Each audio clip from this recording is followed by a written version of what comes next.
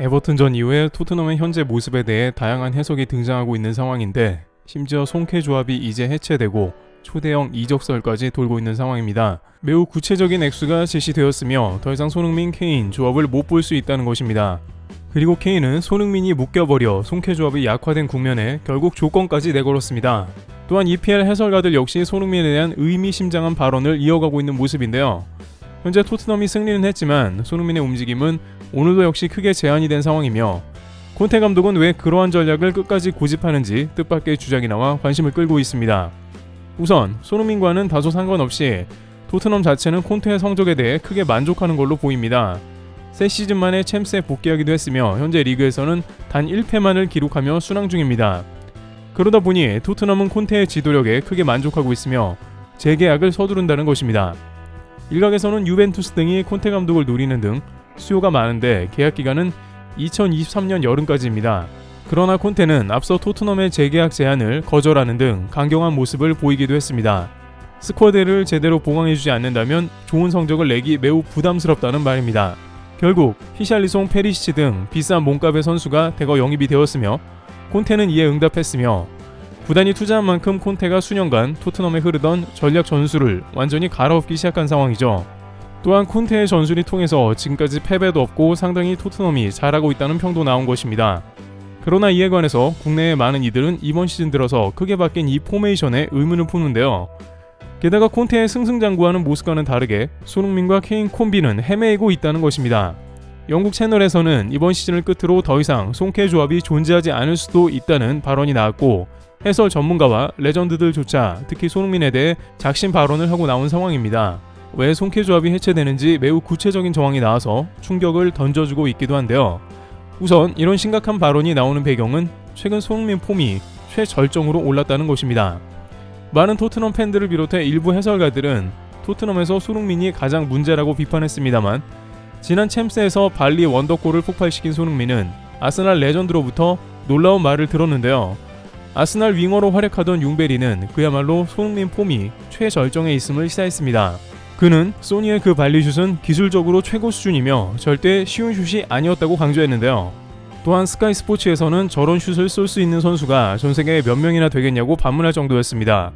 정작 일각에서는 손흥민이 에이징 커브가 온 게 아니냐, 혹은 지난 여름에 토트넘 방안이 악영향을 끼쳤다는 등 다양한 비판을 가했습니다만, 결국 이러한 것은 추측에 지나지 않았고 문제는 다른 데 있었다는 것입니다.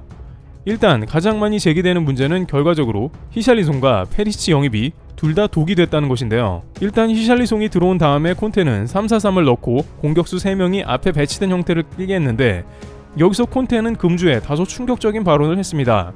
히샬리송이 안 맞을 거라 자신은 예상했다는 것입니다. 그러면서 공격적인 선수들 3명이 동시에 앞에 있는 것은 상호 보완이 안 된다는 취지로 말했습니다.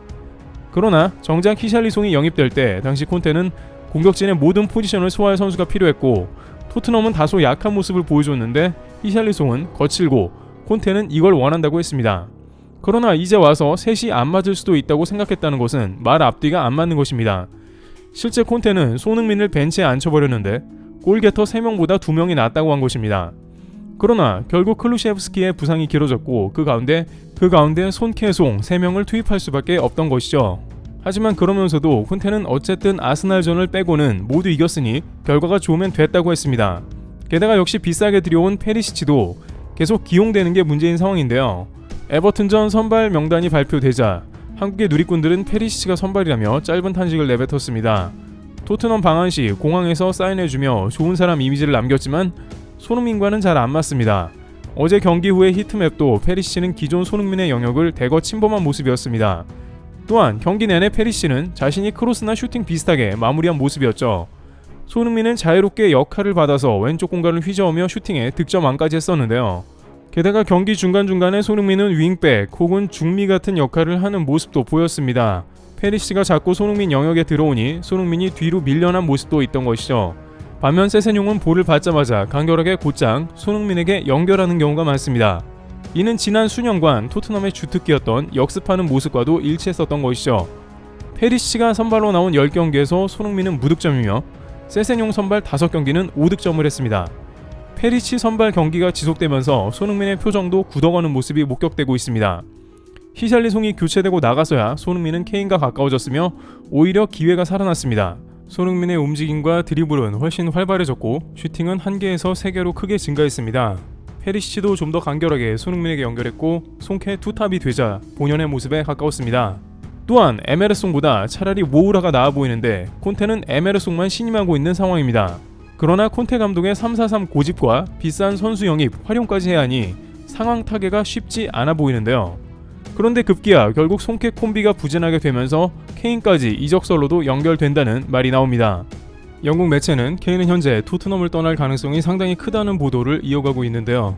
케인은 이전에도 맨시티로 이적하기 위해 노력했고 시즌 초반을 망친 바 있습니다만 그러나 곧 손케 듀오로 금세 회복했으며 손흥민의 득점한 페이스와 함께 케인도 살아났습니다.